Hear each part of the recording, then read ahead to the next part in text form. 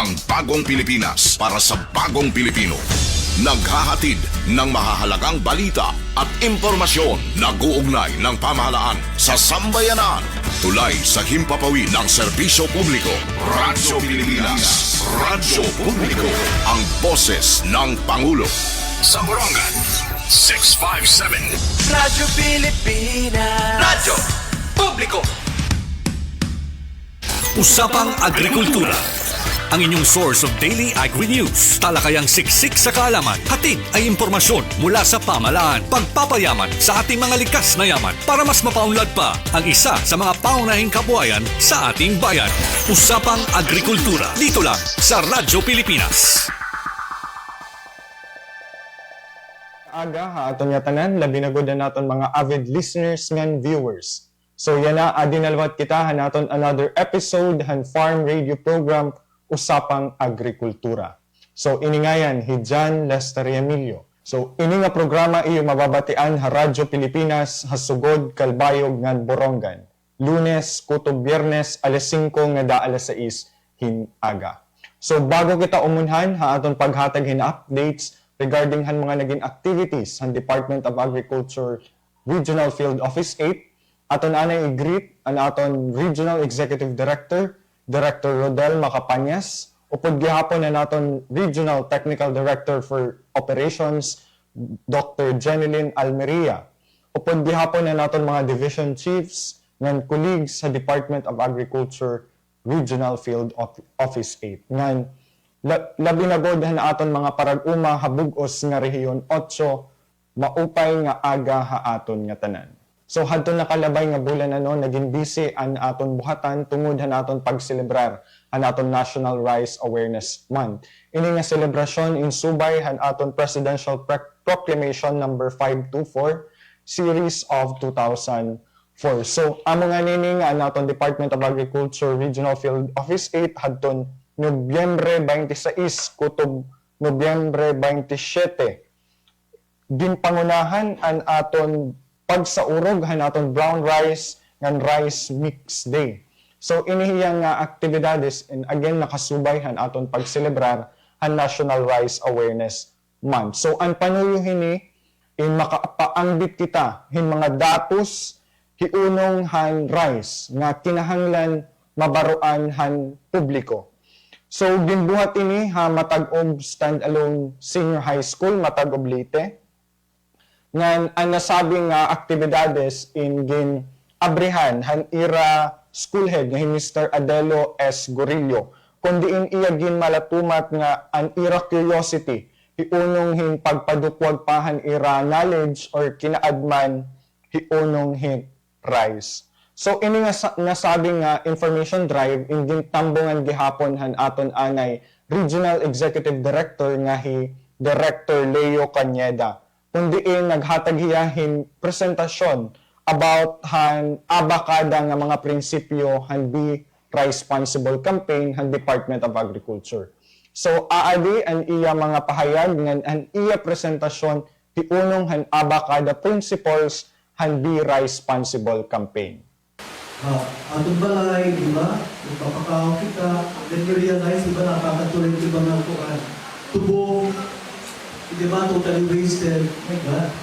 Every time I see a grain of rice wasted, a part of me dies. Because rice is life, right? You waste rice, you waste life. That's how simple it is. So how we live? When we talk of being responsible, we're essentially talking of the ABCDs or abakada ng kanin.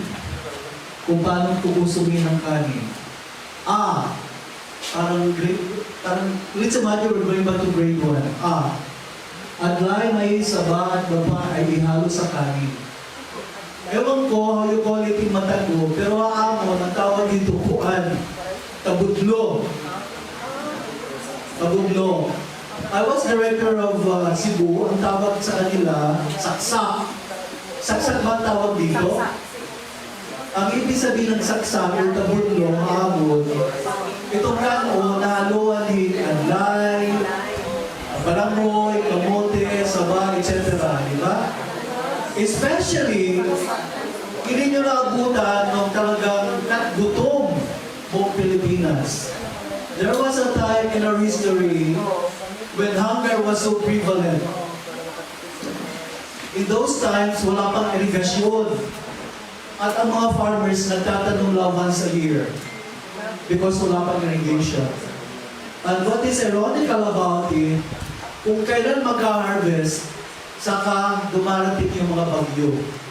Ang Region 8 used to be a favorite destination of all cyclones, storms, typhoons, name it, we have it here. We used to be a favorite recipient of all these weather disturbances, which impaled so much devastated our rice fields, went up with nothing. Gutom. So at mga panahon, pipila pa tayo para makabili ng bigas. It wasn't a question of having the resources, money and wherewithal. Gisan ka mo Rico, you can only buy so much of rice. Nabutan ko yun, pipila kami. Pupunta yung NARIC, National Rice and Corn Corporation, na naging NFA na ngayon. May schedule of delivery of rice to particular areas. May naturbag team. Atin na po ng kuwan, NFA or NARIC. So pipila na kayo para bumili ng bigas. Kasi sobrang kulang ang bigas natin. Kasi not only Region 8, the whole country, became the subject of so much devastation. Now, with so little rice that you have, ang sinadya sa amin, para mas marami makakain, haluan ito. Adlay, balanghoy, saba, kamote, etc. Diba? So, ano sa kakilo can support 3 square meals of a family of 10.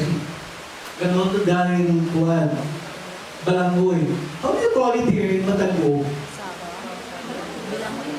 Diba, ito pa ba yung saksak in Cebu? Or tabudlo, hamon? Do you still do it here? Really? Okay. Anong advantage ng saksak or tabudlo? Sige nga, anybody? Sige, may award kanina. Sige, Dai. Can you speak your mind up? Anong advantage ng tabudlo? Sige daw. For me, makalas ako ng sa rice cake. Very good. Daghan nga sultan kay mas nagdito. Nalasa na ng rice. Mahabang check. Thank you, dear. It was a great foresight. Tama yun. Nakasave na sa rice, mas masarap pa. At hindi lang mas masarap, mas healthy pa. Kasi yung balanghoy, kamote, these are good crops. Richer in fiber and definitely organic. So hindi ka lang nasarapan, kumaba pa ang buhay mo. At nakatulong ka pa para maibsan yung pangangailangan ng bigas. Di ba maganda? So A. B. Ito here. B. Yung brown rice na pinakatema ng ating activity today. Ilan ba sa atin dito na nakakain na ng brown rice? Wow, beautiful. Ka pala maganda. Kasi brown rice. Because it's accessible in Burauen Market. Are you from Burauen? Oh, No, not actually. I was assigned there for 4 years. oh, great. We're from the same district, Burauen. Actually, Burauen, Dulag, Mayorga, sila ang brown rice capital of Leyte. Most of the brown rice is grown in that part of the province. Burauen, Dulag, Mayorga. Actually, in Burauen, brown rice, black rice, red rice. Correct. Available sa market nila. Right. Ganun din sa Cardana, ganun din sa amin. Yeah. So nice to know that, what about our kids? White rice. Oh, white rice. Because it's not accessible in Malanggo Market. Correct. Hindi. Not only because it's accessible, it's also healthier to consume brown rice. Remember, brown rice has lesser glycemic content with sugar and brown rice. Ang white rice, ang itutuan, pagpatay na sugar. You'll be prone to diabetes if you're consuming white rice. Pero medyo You're prone. mahal. Kaya sa Mas mahal ang liter. Ang tawag ko doon, mas mahal, so investment with long-term results, right? With long-term benefits. Mas mahal ang konti ang brown rice, pero sa amin, abot man ng mga 40. 40 hamon. I also buy my brown rice in the global. Nag-range from 40 to 50 pesos. But brown rice is a lot healthier. So you will live healthier and longer and happier. Sino bang ayaw to? Sige. Sino bang ayaw maging masaya? Sino bang ayaw maging healthy? Sino bang ayaw mas mababa ang buhay? Ikaw, madam, gusto niyo ba mabang buhay? Dapat umabang buhay mo dahil maganda ka. Hindi, tama yun. So, instead of consuming white rice, pwede ba, magmula sa araw na ito, brown rice lang kakainin natin. Para maibsan yung pangangailangan natin ng white rice na ini-import pa natin. So, gumagasa sa Pilipinas, every time it imports rice, from the likes of Vietnam, for example, because 80 to 85% of our imported rice comes from Vietnam. And we really don't know what happens to the rice that we buy from Vietnam. I've been there. I will not advise you to eat rice coming from Vietnam. Explain ko later. At ako nabigyan namin yung mga inasal, bahala kayo. So brown rice is grown locally, right? It could be, it might be a little expensive, but it's a lot healthier. Then ito, okay, we've been talking about this. Kanin ay huwag sayangin. Diba? Ano sinasabi? Palay, bigas, kanin, huwag sayangin. And I said earlier that daily, according to Phil Rice, we waste rice with a total value of 3 billion pesos a day. Imagine that. 3 billion pesos worth of rice gets wasted every day because we are not responsible. I was aghast when I learned about it. The worth 3 billion of rice, ang kanin, ang nasasayang natin. Can you believe that? The 3 billion can already support one barangay or even one municipality for its 1 year of rice consumption. So please, sino ba dito nagsasayo ng kanin? Yung pinapakain na lang sa baboy, sa manok, sa mga hindi naman talaga sayang yun. Kasi may mga families talaga nagtitira ng bahaw para ipapakain sa aso, di ba? O, di ba? Pero wala mga brown rice. white rice para sa mga ducks. Tapos Yes, yeah. Baboy, etc. Then D, dapat daw bigas ng Pilipinas ang bilhin. Huwag Jaguar. Because every time you buy an imported rice, you are helping instead farmers from Vietnam, not Filipino farmers, correct? Every time you buy imported rice, you're not helping Filipino farmers. Eh tayo Pilipino, so we should support our own. Support Filipino farmers by eating rice produced locally. So amad to naging pahayag han aton anay Regional Executive Director Cañeda. So ngadahan iya mga iya presentasyon iya ginaghat ang mga estudyante upod nga gihapon ang mga maestra nga nakadto nga nagtambong han aton activity hin pag consume or pagkaon hin brown rice tungod han nutrisyon nga dadamo nga mga nutrients nga aadahini. Upod gyapon iya ginaghat ang mga nagtambong hanaton activity nga magkonsumo or pumalit han mga locally produced nga rice para mabuligan an aton mga good thing nga parag-uma hin bugas. So iya gihapon ginaghat an mga nagtambong nga diri magsayang hin bugas para naton ma-achieve or para ma-achieve han Pilipinas ang tinatawag nga food security or ang seguridad supply hin pagkaon.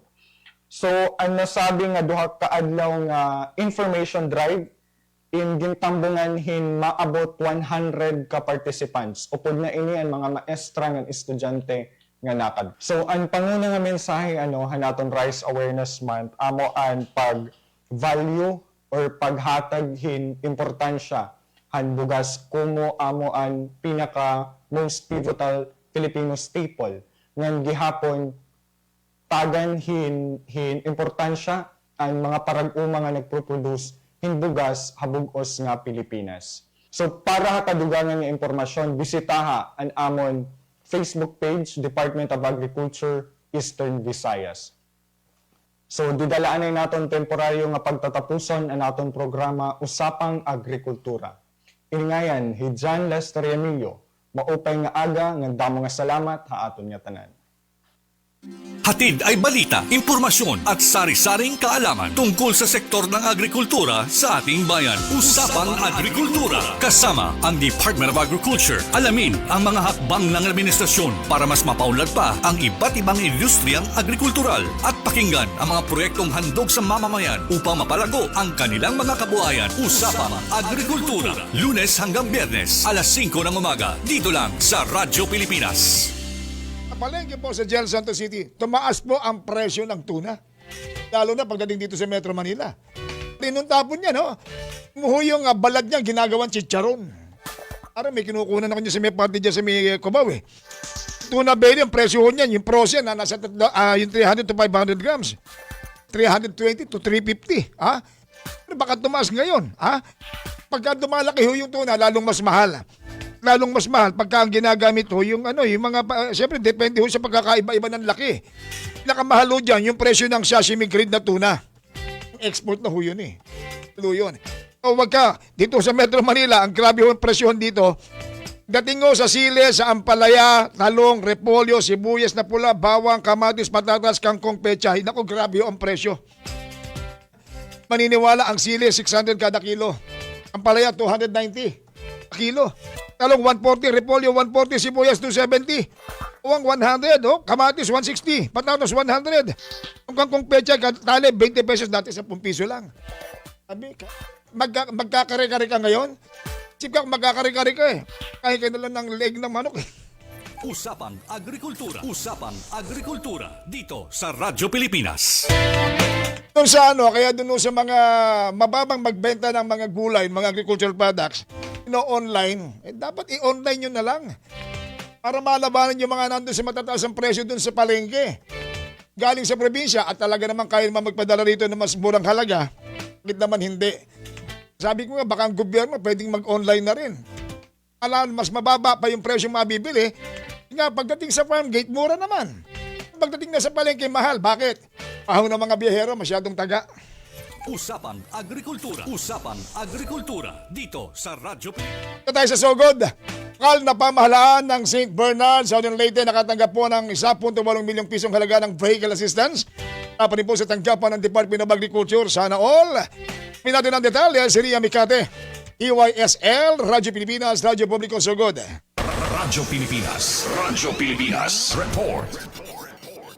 Nakatanggap ang lokal na pamahalaan ng St. Bernard, Southern Leyte ng 1.8 million pesos na halaga ng sasakyan mula sa Department of Agriculture Regional Office 8. Ayon kay Mayor Jocelyn Bongkaras, ibinigay ang nasabing sasakyan bilang suporta sa partisipasyon ng LGU sa Young Farmers Challenge Program ng ahensya. Gagamitin ang sasakyan para sa transportasyon ng produkto ng mga kabataang magsasaka, mga miyembro ng 4-H Club at iba pang magsasaka sa bayan. Malakian niya ang may tutulong nito lalo na ngayong maraming sakahan ang napektuhan ng dagdaang flash flood dahil sa bagyong Tino. Sa tulong ng bagong sasakyan, mas mapapabilis ang pagbiyahe ng mga produkto, mababawasan ang pagkasayang ng ani at mas masusuportahan ang kabuhayan ng mga magsasaka. Nagpasalamat ang LGU sa Department of Agriculture sa patuloy na suporta sa mga kabataang nasa sektor ng agrikultura. Balita sa Southern Leyte para sa Bagong Pilipinas, Ria Mikati, Radyo Pilipinas, Radyo Publiko.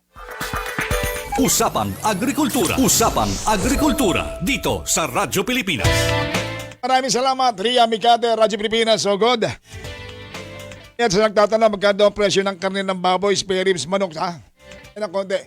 NIA Zamboanga del Norte Regional Sub-Office nagsagawa ho ng TISAG meeting na humapalakas ang koordinasyon para sa mahusay na serbisyo ng patubig sa Labason, Zamboanga del Norte. Minho natin ang kompletong detalye ng mga balitang yan nakatutok. Si Kubol, nagsama Radyo Pilipinas, Radyo Publiko, Zamboanga, Sibugay. Radyo Pilipinas. Radyo Pilipinas. Report. Nagsagawa ng Turnout Service Area Group o TISAGA meeting ang National Irrigation Administration, Zamboanga del Norte Regional Sub-Office sa Irrigators Association sa Bayan ng Labason, Zamboanga del Norte. Lain ng pagpupulong na mapalakas ang koordinasyon para sa mas mahusay na serbisyo ng patubig sa mga palayan at sakahan sa nabanggit na bayan. Ang pagtitipon ay ginanap sa Triple L Irrigators Association Office sa Bayan ng Labason. Mariing tinalakay ni Engineer Marie Teresa Taladua, Acting Manager ng NIA Zamboanga del Norte Regional Sub-Office, kasama ang mga tauhan ng NIA at ang mga opisyal ng Triple L Irrigators Association ang mga mahalagang isyu na nakakaepekto sa operasyon ng irigasyon sa lugar. Naglabas ng partikular na mga alalahanin ang mga opisyal ng IA gaya ng field submergence, damage sa structures at drainage obstructions sa hinang nagpapatuloy na road widening project sa lugar. Tinugunan naman kaagad ng NIA ang reklamo ng mga magsasaka sa pamamagitan ng pagpapadala ng backhoe para matanggal ang banlik sa irrigation canal at nakikipag-koordinasyon sa DPWH upang matanggal ang bara sa box sa culvert. Isinagawa rin ang pagsisiyasat sa potensyal na lugar na pagtatayuan ng small irrigation projects at ng expanded groundwater pump irrigation program. Para sa Bagong Pilipinas, Leslie Cubol, Radyo Pilipinas, Radyo Publiko, Zamboanga, Sibugay. Usapang Agrikultura. Usapang Agrikultura dito sa Radyo Pilipinas. Maraming salamat, Leslie Cubol, Zamboanga, Sibugay. Nandun natin agad ang Gingoog. Tayo mag-break, ano ho? Ito naman, Farmers Forum, suportado po ng lokal na pamahalaan ng Gingoog City, Misamis Oriental. Mga detalye, nandiyan po si Nebel Colonia, XRG, Radyo Pilipinas, Radyo Publiko, Gingoog.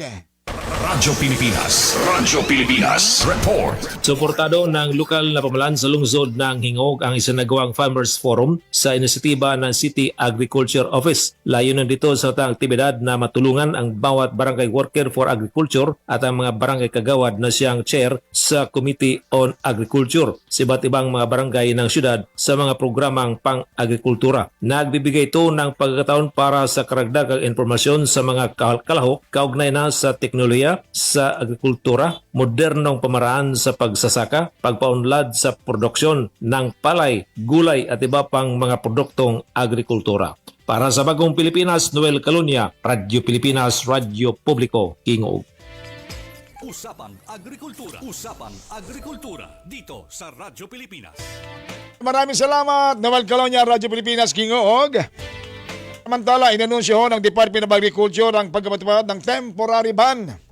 Temporary ban sa pag-aangkat ng buhay na baboy. Lahat po ng pork products galing Taiwan. Matapos yung makumpirma ang outbreak ng African Swine Fever o ASF dyan po sa bansang yan. Ayon kay Agriculture Secretary Francisco Chu Laurel Jr. Good morning, Sir. Kamusta ka na? Agad ay pinatupad ang moratorium para po naman maprotektahan ang multibilyong pisong industriya po naman ng baboy dito sa bansa. Maiwasan na rin ang muling pagkalat ho naman ng ASF. Paklaw ng ipinag-utos ng import ban ang baboy, karne ng baboy, alat ng baboy, naging ang similya ho ng baboy para po naman sa artificial insemination. Nagihigpit din po ng DA naman ang pagbabantay sa mga pantalan at inatasan po ang mga quarantine officer na kumpiskahin ang anumang maangkat na bawal na produkto. Automatic ring binabi po naman ang lahat ng naunang permit sa pag-aangkat mula po naman sa Taiwan. Ayun. Sa mga nagtatanong magkano presyo ng karne, unang baboy, yung pigay, yung pork chop, kasim, 300 kada kilo. Yan ay bumaba ng 20 pesos kaysa sa dati. Paano ho? Berries naman, nasa 320 piso kada kilo. bumaba po ng 20 pesos hanggang 40. Uy, salamat sa MSRP. Ito namang manok, ang nasa 195 kada kilo. Paso ng 35 na pesos naman kasi sa dati. Yung manok na choice cut, 201 piso. Kilo ho yan.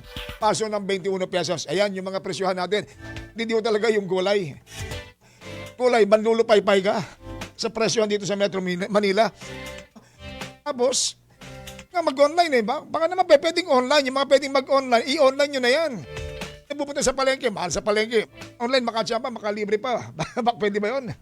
Usapang Agrikultura. Usapang Agrikultura dito sa Radyo Pilipinas. Radyo Pilipinas is on Viber. Viber. One tap and swipe. Nandyan na lahat. Receive credible news and information. Pati mga trending topics at videos. Sure na meron dito niyan. Stay on track with Radyo Pilipinas on Viber. Pick up real news. Catch the latest and biggest stories. Search Radyo Pilipinas on Viber and hop in to our community. Alam nyo, lahat ng mata kaya kong titigan. Puwera lang, mata ng bagyo. Kaya sa tuwing hinahagupit tayo ng bagyo, tandaan ang listen, lock, and leave. Listen, makinig sa balita tungkol sa direksyon at lokasyon ng bagyo.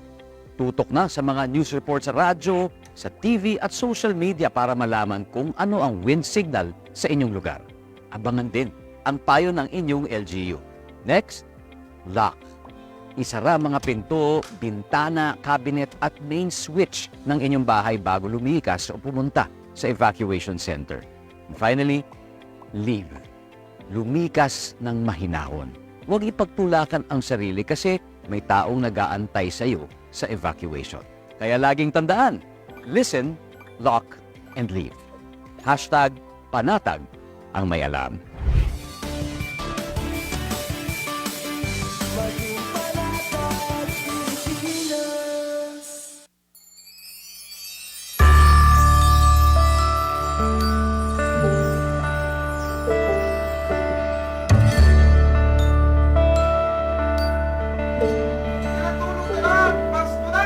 Ramdam natin ibang simoy ng hangin.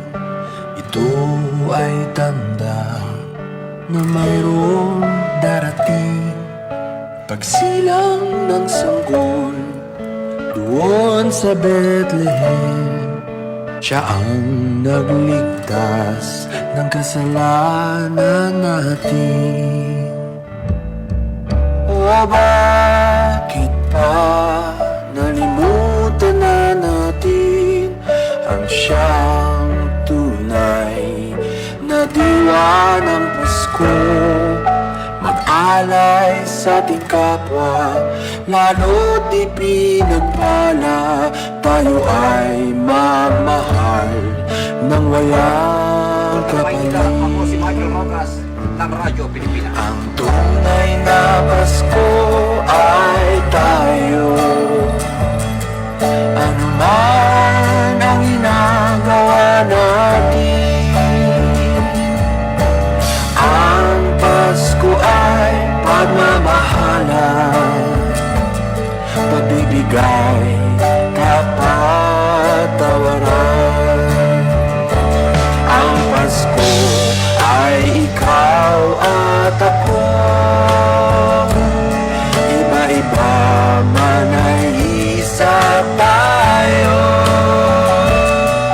Bagong Pilipinas, bagong Pilipino, yan ang tunay na diwa ng Pasko.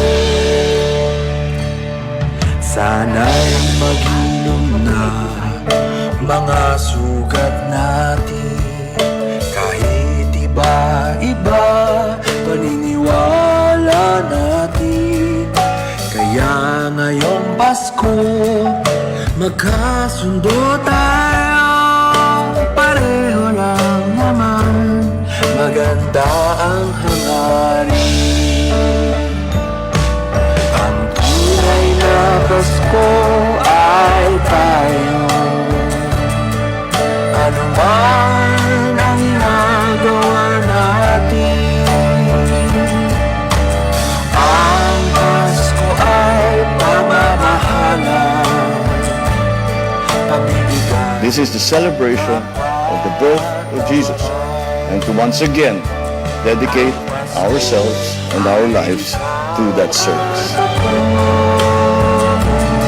Iba-iba man ay isa tayo. Bagong Pilipinas, bagong Pilipino. Yan ang tunay na diwa ng Pasko. Ang tunay na Pasko ay tayo. Ano man ang ginagawa natin, ang Pasko ay pagmamahalan, pagbibigay, dapat tawaran. Ang Pasko ay ikaw at ako. Iba-iba man ay iisa tayo. Bagong Pilipinas, bagong Pilipino. Yan ang tunay na diwa ng Pasko. Yan ang tunay na diwa ng Pasko.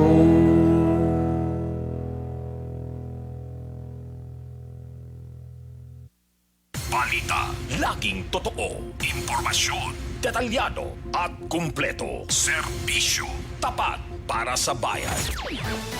Ito ang Presidential Broadcast Service. Tumutugon sa tawag ng pagkakaisa para sa bagong Pilipinas. Bagong Pilipinas.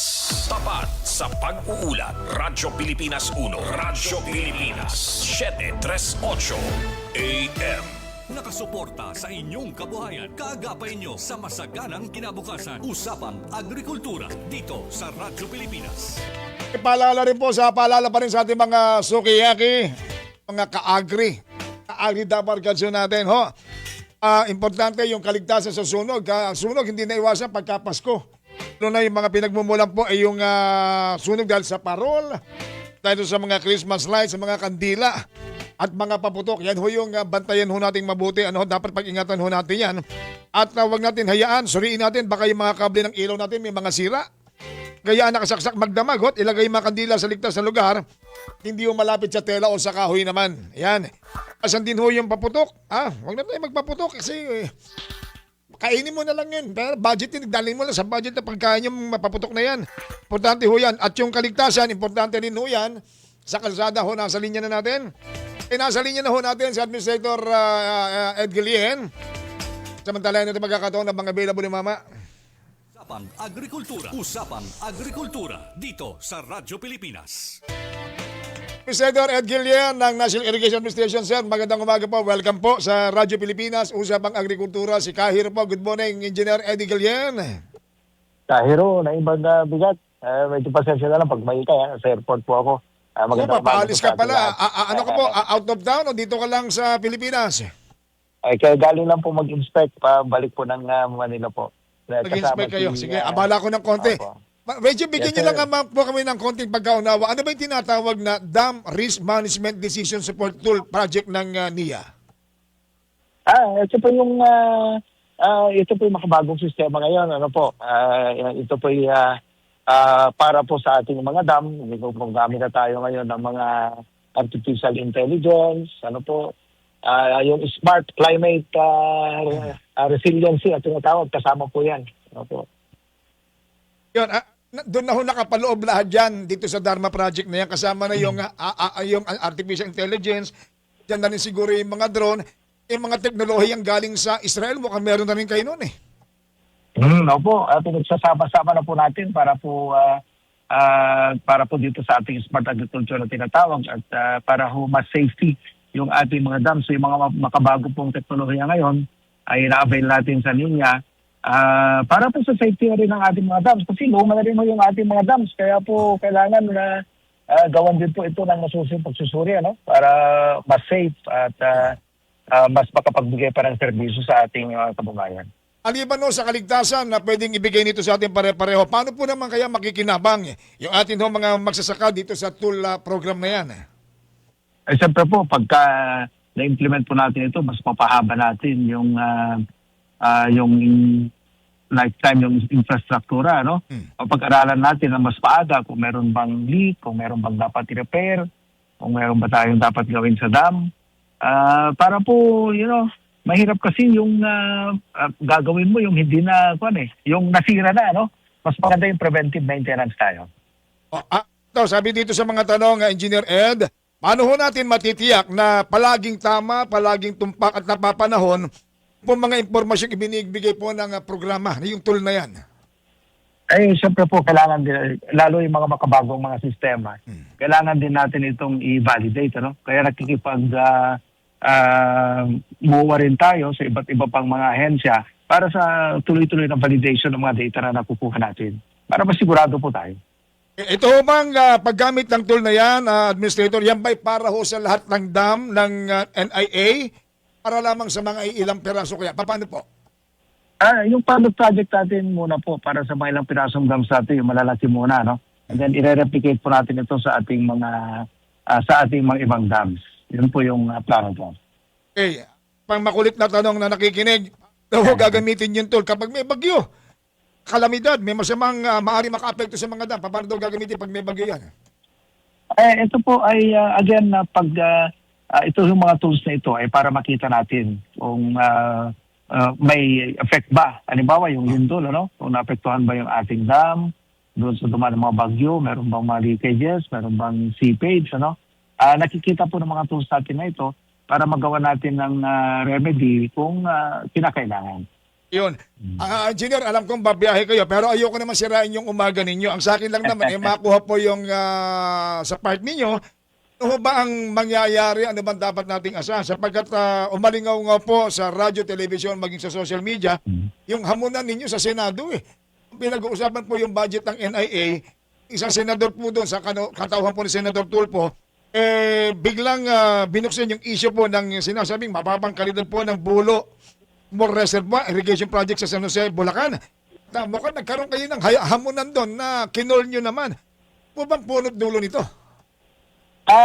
Yung po kasing dam na yun, sinimulan kasi gawin noong 2014 yan yung meron siyang budget noong 2015 kasi unti-unti ginagawa yung dam, yung budget niya noong 2015, yung paggawa ng flume, yung pong konkretong kanal na naka-elevate, ay nagkaroon po kasi ng leak nung merong bagyo po So, yung karding ng 2023 yata yun, ano?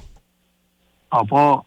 Tayo naman po, dahil pinarepair naman po natin yung leak na yon at sinasabi natin kay Senator Tulfo na yun ay pinalagyan po pa, ng pinaretrofit namin ng bakal, steel plate sa loob ng kanal.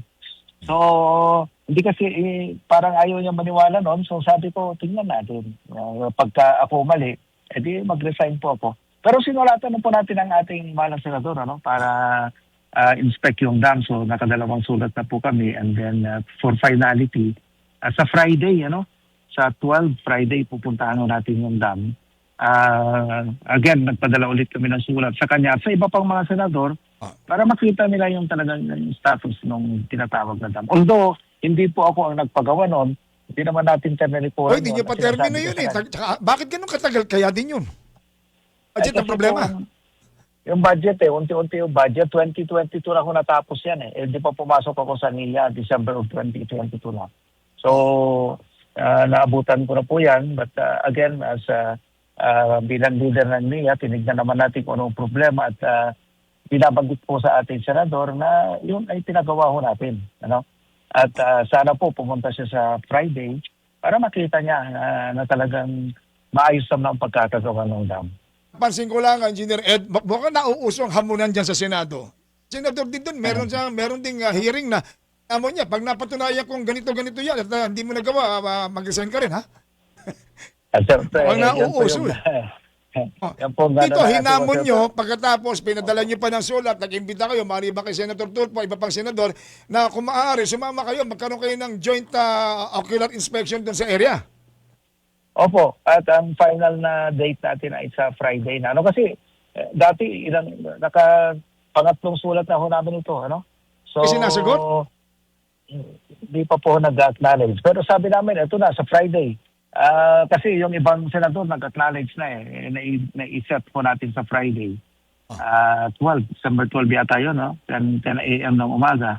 Para kung makita nila. At marinig naman nila yung kung meron pang mga request ang ating mga farmers sa kanila. Katulad din Senator Marcoleta, no? Nagpunta ng Cagayan noong weekend. Para daw makita niya mismo sarili niya yung kung ano yung mga request ng ating mga farmers. Kasi meron siyang tinulungan doon sa amin sa Cagayan noong congressman pa siya. So dinalaw niya, no? At nakita naman niya napakaganda ng result ng proyekto. At laking pasasalamat din ang ating mga magsasaka sa kanya. Ang una siguro naman, Engineer Ed, kung may magre-reklamong unang-una dyan, mga farmers, mga irrigators. Tama po. Dapat sila. Pero kaya nga po, sa Friday, nandoon po lahat yung mga irrigators association para matanong nila ng personal. Ano ba talaga, may problema ba kayo? O kung may problema, ano ba talaga? At kung ginagawa ba ng NIA yung kanyang trabaho, ano pa yung kanilang aspiration. So, pwede na, invited dito kayo Kahiro kung gusto niyo sa Friday, no? December 10. Pero December dapat 12, unahin niyo 10 muna a.m. yung naghamon sa inyo. Then sinulatan naman po natin. Naintindihan naman natin yung ating si Senator Tulfo, no? But we have to understand din na 29.9 million yung subscriber niya sa YouTube. Kaya kung meron siyang binanggit na masama sa isang talagang dalawang share lang yun, malalaman na ng buong bansa. So nakakahiya naman. Tayo naman. Correct. Alam Parang naman pinupuntosan din niya ron na yung ginamit na 200 milyon para sa pagsasaayos eh. May mga puntos din na ganun eh. Opo, pero nagkakamali po kasi siya doon. Hindi naman po kasi maintenance yung ginamit doon. Ito, yun po yung noong 2014, yun po talaga yung budget niya. Ang pinapaliwanag lamang po namin sa NIA, lahat ng GOCC, ang budget classification niya kasi sa GAA is MOOE, Maintenance and Other Operating Expenses. Ang intindi ng ating senador, maintenance yun. Hindi po, yun po ay capital outlay. So hindi ko siya maintenance. Kasi lagi siya nagtataka, bakit ito hindi pa natatapos, may maintenance na kayo. So ibig sabihin, hindi mga added cost yan. Yan talagang nandun na nakapaloob na yun. Yun po yung budget po niya talaga for construction, hindi po for maintenance. Lamang, again, ulitin ko po, ang classification kasi ng lahat ng GOCC sa atin ay MOOE ang kasi subsidy po siya eh. So yun po yung classification. Pero hindi po siya maintenance, capital outlay po yun. May maasa na maliliwanagan po naman ng lahat. Kinakailangan lang talaga yung pag-uusap doon nung nagkakaroon ng paglilinaw eh. Bigyan nyo kami ng konting impormasyon na Engineer Ed, yung biyahe nyo ngayon, saan napunta nyo, anong inspeksyon ninyo? Ayun pong yun pong kasama po si Senator Marcoleta.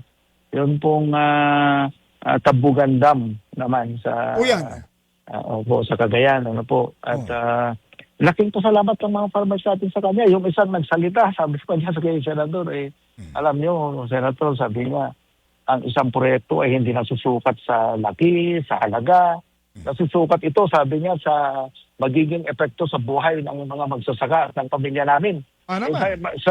Sasabihin namin sa inyo, sabi niya, ito po ay pinakamagandang gift sa amin ito. Sabi niya, talagang masisiguro na namin na makakapagsaka kami ng mabuti, makakapaghanap buhay kami ng mabuti. Sabi na kanya, nakita niya yung hirap yung ating mga magsasaka eh. Yung ikinukwento sa kanya, yung paggawa ng padol, ng irigasyon, na hirap sila. Kaya tumang-tuwa rin si Senator Marcoleta. Dito mga nakalipas na bigwas ng bagyo, maraming naapektuhan, including ang mga damo natin. Usa pong mga updates natin dyan? Itong kalalaking dams, wala po naging sira. Kahiro, But alam niyo, yung mga communal natin, yung ibang mga system natin, lalo na yung mga affected ng illegal quarrying, ay talagang may mga nagkaroon ng damage, Kagaya dyan sa Nueva Ecija. Talagang matindi yung damage sa ating siphon. Kaya biglang itinigil yung nakaplano sana na pagpapakawala ng tubig ng December 1. At almost 40,000 hectares ang affected, Kaya ako noong nauna pa, before that, nananawagan na po ako sa DENR at saka sa DILG kasi ang pagbibigay po ng quarry permit sa provincial government, no? Sabi ko sa kanila, patigilin dapat yung pagkukwari sa downstream. Lalong-lalo na yung downstream ng aming dam at saka immediate upstream niya. Kasi talagang... Tinutukoy niyo ba, engineer, yung nangyari dyan sa may parte ng Region 3? Yes, sa Llanera po eh. Talagang binuin mo yung siphon na napakalalim, na expose na sa dami ng tinanggal sa quarry doon, no? And ang siphon po, dapat nasa loob po yan, nasa below ng riverbed ng ilog. Pero exposed po siya ngayon, so nabangga ng tubig, nabangga ng mga debris. Kaya po, nasira yung ating sistema doon. Isipin po ninyo yung pagkukwari natin doon, illegal quarrying, kaunting pakinabang, ang laki ng mawawala. Ano? Dapat pala ang medyo puntusan dyan yung LGU kasi yung mga proyekto ninyo masisira at mauuwi sa wala, walang pag-iingat na katuwang na manggagaling sa LGU para maiwasan yung mga quarrying na yan. Opo, kasi sila po ang nagbibigay ng permit eh. Kahit anong sulat namin, sumusulat kami sa LGU, sa DNR, pagka gabi naman daw nagkukwari. So, yun ang malaki. Hindi lang po yung Llanera, marami pa po sa Mindanao, sa Visayas, halos ganoon po lahat ang... Tingin nyo ba, at least nakikita nyo, kayo aktual, nakikita nyo, nararanasan nyo yan, Engineer Ed. Tingin nyo ba, kailangan pang dagdagan ng kamay na bakal ang ipamibigay sa mga ahensyang yan? Hindi ho, tama na po yung batas. Yung implementasyon lang ang kailangan. Implementasyon na lang, dapat maging totoo. Opo, dapat pahigpitan. Hindi ho, pagka, 1 kilometer downstream of our dam, wala na po dapat mag-quarry. Pero sa tindi ng quarry, pati nga yung katabi na, katabi na tulay, tumagilid. Isa lang ibig sabihin niya na Engineer Ed, magkano ang dahilan? Ayun lang. Yan lang po ang problema. Pero wag natin isakripisyo po yung... sinasakripisyo natin yung interes ng tambayan eh. Oo nga kasi tulad yan, ilang magsasaka ang iiyak dyan, no? Pero kami naman po ay ginagawa namin lahat ng paraan para maisaayos namin na mas maaga. Alam niyo po ba na very limited ang binibigay din sa NIA na Quick Response Fund? Nakatali rin ang kamay namin Kaya lang, ginagawa na lang namin ng paraan para mapagkasya itong mga yung budget natin at maayos muna yung mga kailangan ng immediate na repair. Binang ilang obserbasyon, sa tingin naman namin ginagampanan nyo, Administrator Gillian, ang inyong trabaho. Tagal ng panahon, ngayon lang napag-uusapan ng NIA. Kailang narinig na marami palang proyekto na nagagawa para wala kami mapakinggan halos, parang walang balita. Ngayon marami. Salamat daw po, Engineer Ed Gillian. Salamat po. At yung mga kapatid natin magsasaka sa Llanera, alam nyo naman, halos araw at gabi na kami nagkatrabaho. Ang target po namin na 3 buwan dyan ay maasahan po ninyo na bibilisan namin. Lagi po, araw-araw ko pong tinututukan yan Araw-araw kami may pag-uusap ng ating mga engineers at minomonitor ko po yung progreso ng trabaho. And I would say na times 3 ang bilis natin. Ed Gillian, sir, marami pong salamat na naabala ko kayo. Nandiyan na pala kayo sa airport at bago kayo sumakay ng aeroplano, pinagbigyan niyo pa ako. Marami pong salamat. Ingat na lamang po kayo. Stay safe and good morning po. Ingat, maraming salamat, Engineer. Salamat, Kahiro. At maiisip na naman ako sa pintuan. Thank you. Sige po. Salamat po. Salamat po na marami. Thank you po. Ingat po. Okay, si Engineer Ed Gillian ng National Irrigation Administration atin na nakaugnayan. Nakasuporta sa inyong kabuhayan. Kaagapay nyo sa masaganang kinabukasan. Usapang Agrikultura dito sa Radyo Pilipinas. Ingat pa rin sa mga kababayan po natin sa mga babiyahe at nasa biyahe pa rin. Iusap lang, bawal ang tutulog-tulog sa manibela, bawal ang pikon sa kalsada. Ang tulog na lang, abot kamay na ho natin, matatapos na natin ng 2025. Lahat ng pag-iingat gawin ho natin, mapasa kalusugan natin, masa labas ng bahay natin, sa mga kinakain ho natin, inibili natin. Yan, bibili lang ng paputok, nadidisgrasya pa, namamatay pa, hindi pa maabot ng tawid na kalendaryo. Taon mo pinag-ipunan, masusunog lang. Dapat ingat-ingat ho tayo, lalo na sa mga kinakain ho natin. Ito ho yung panahon, ito ho yung mga buwan. Anli. Hindi ka marunong dumisiplina, anli na yan, ano mangyari sa buhay natin yan? Anli na lang yung lahat ng tanggap ni San Pedro. Ano kaming oras, kaming oras. So, ingat po sa mga nasa biyahe, sa mga bihero-bihera, bawal po ang tutulog-tulog sa manibela, bawal ang pikon. Amang tsoper, pakigising lang kung tutulog-tulugo yan, iwas aksidente, iwas ako na tayo, ho. Ingatan, may mga batang nalunod din, 10 taong gulang, nalunod dyan sa may parte ng Cebu. Oh, grabe naman. Sa ngalan po ng ating mga nakasama sa loob at labas ng ating impilan ng Radyo Pilipinas, Luzon, Visayas, Mindanao. Nakasama natin sa Technical Department. Maraming salamat. Thank you, RP1, RP2, RP3, mga kapatid nating impilan. Kapag po ni Julius de Christopher. Panimanan yung lingkod, Hero Illustrator Brigado na nag-iiwan.